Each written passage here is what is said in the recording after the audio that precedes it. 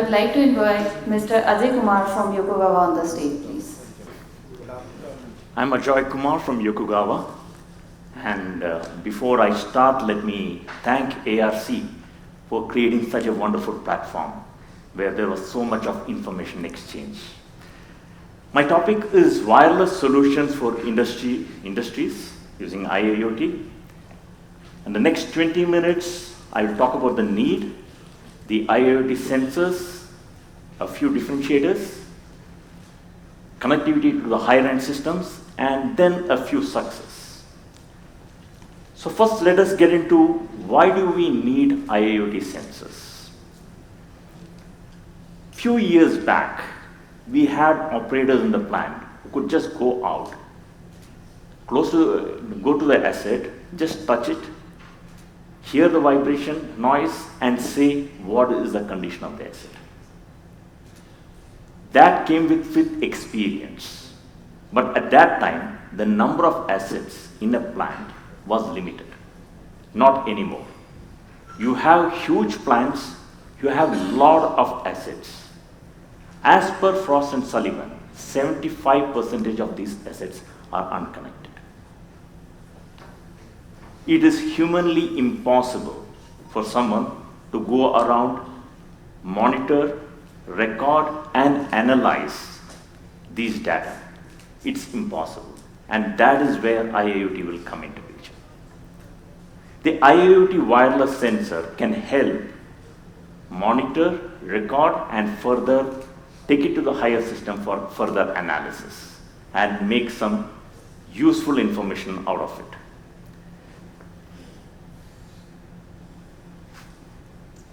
So basically, we are moving from a time-based maintenance to condition-based maintenance. In time-based maintenance, you had a fixed period. Every few months, somebody goes and attends to the asset. The challenge here is that most of the time, you might be maintaining an asset which does not need any maintenance. It's already in good condition, which means that there is efforts, the money spent, everything is wasted. Further, an asset which has been maintained before the next periodic maintenance, it may still fail. In condition-based maintenance, you are maintaining the asset as per the requirement. If the asset is not in good condition, then you attend to it. The challenge earlier was that how to collect all this information. Now that is being addressed by the IoT sensors. So now this is a situation from the earlier situation. We are moving to a proposed methodology where there are multiple sensors across the plant. The data is collected. Some of the major requirements is that you should have automatic data collection, you should have a long distance communication. So these things can be done now, and further analysis can be done which can give you any anomaly. This is an AI monitoring which has been done.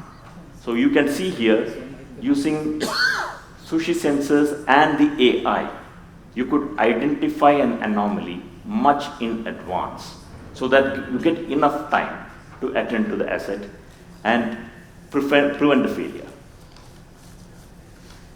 So coming to the IoT sensors, we have this sushi sensors.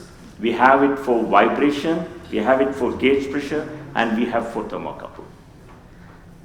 I'll start with vibration. The sushi sensor can measure triaxial vibration, and it can also measure the surface temperature. No wires, it's completely battery driven. It works on LoRaWAN communication, which means that there is a LoRaWAN antenna which is built in. It also supports NFC.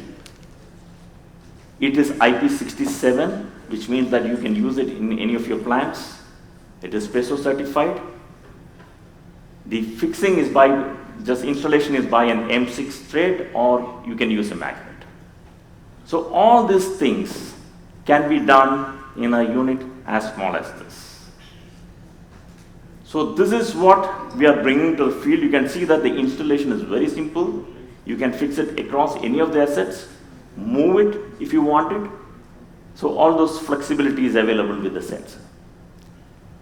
Similarly, we have for temperature and pressure. I'm not going to spend much time on the specifications and all, basically because I just want to say that there are multiple sensors available. And these are 3 sensors from Yokogawa. We are going to come with more. And in LoRa Alliance, which is part of this, there are multiple companies who have got their own sensors. So you can see here, one of it's a modular architecture. You have the communication module, and then you have the basic sensors. So suppose you want to use a different sensor, you can bring it, just connect it to the communication module and use it. It's a modular architecture. This is a typical schematic. You have the sushi sensor. You can configure it using your mobile phone. There's an app. So you download the app, you can connect it by NFC, configure it, monitor it if it is required using the phone itself. And then it gets connected to the gateway. And from gateway, you have the flexibility of taking it to a cloud. Or I know that many of the customers are not very comfortable with taking it to the cloud. You can go for an in-house solution, in-premise solution. And then we have the further software which can work on it. Just a few differentiators. One of the challenges with wireless has always been the communication distance. Here in LoRaWAN, the communication distance is an open area is 7 kilometers. It doesn't need any line of sight. Even in a pipe jungle, like what we have in a process plant, it still can support 1 kilometer. That's quite a distance. Second thing, no need for repeaters. Repeaters are always pinch points which gives you trouble. You need batteries, you need a lot of maintenance, you need a lot of hardware. In this particular case, the sensors directly talks to the gateway. No line of sight required, long distance communication, and no repeaters. One question which obviously comes is that, is it scalable? Each gateway, depending upon the number of data you are taking from the sensor, can give you almost several hundreds of sensors can be connected to it. So it is easily scalable. You can see some of the mounting. Typical mounting, it's very easy, is using an M6 thread or a magnet, or you can use an adhesive. No additional mounting structures required. It can be mounted vertically, horizontally, at some angles. It's all possible. LoRaWAN communication is basically low power, wide area, low power network. You can see here we are using a lithium thionyl battery, which is again not proprietary. It is available in the market. You can source it from the market, and this gives you a life of approximately 4 years. In case of vibration, if you are using a 1 hour update, or if you are using it for temperature or pressure, it can almost give you 10 years. The changing of the battery is very simple. The software will assist you in that. And you can see here the direct communication using NFC. You can just go to the sensor, configure it, move it to a different place if you want. It can be done. And the sensor also gives you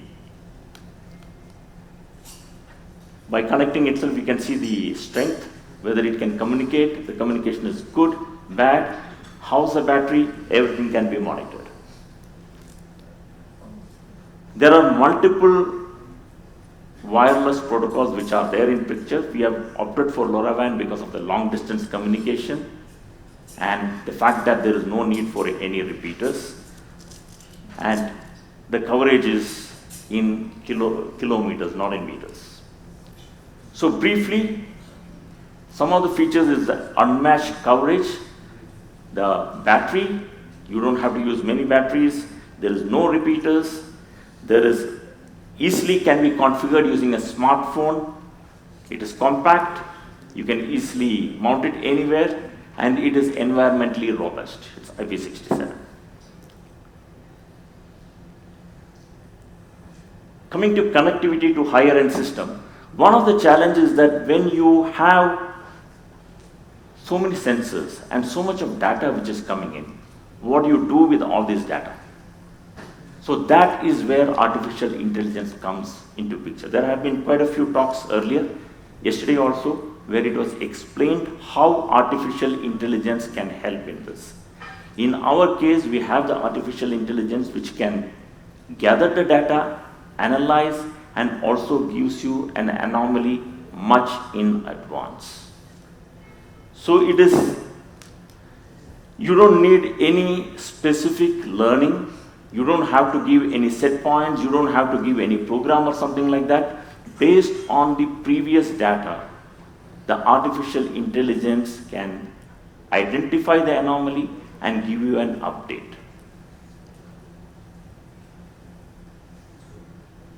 We have the in-premise server, the G8N software, which is a very simple software. Even if you're using with 5 sensors, 10 sensors, this can work. And of course, we have the cutting edge. Of course, there was a lot of discussion regarding edge controller. Using edge controller, you can take it to the cloud, and we can support that.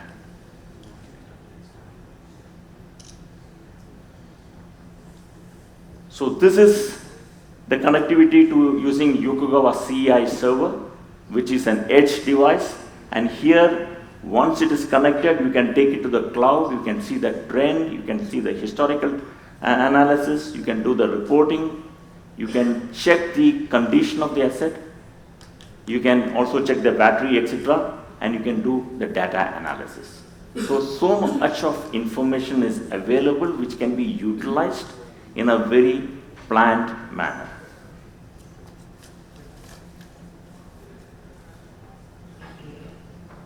This is again connection to the artificial intelligence. You can see the typical analysis. You can see the dashboard. I'm not going to explain much on the dashboard.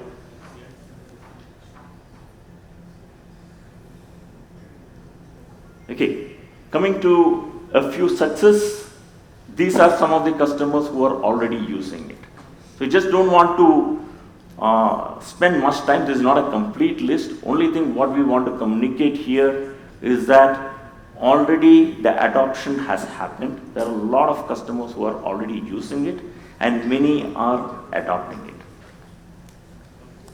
So this is one typical success we have done with one of the customers who has got multiple plants in India and in other parts of Asia. So nearly 6 plants, and with around 1,000 devices, sushi sensors, has been connected through a cloud.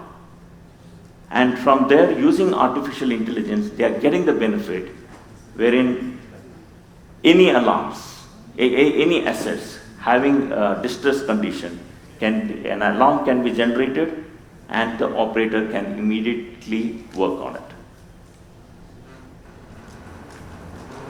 This is another success which we have, successful installation we have done. This is in an oil well. One of the challenge here is that there is no power supply available. So here you can see that even the gateway was powered using solar, and then there were multiple oil wells from where we are taking the inputs. Here the measurement is pressure. I think for a change, I am completing the presentation before time. I will come to the summary. So first thing is that we are digitalizing the data. I have explained the concept, how it can be connected, what is the architecture. Just explained a few differentiators and the usage of artificial intelligence. We have our stall here. I request anyone who is having a doubt or you would like to know more, please visit our stall. We will be able to explain much more in detail. Thank you.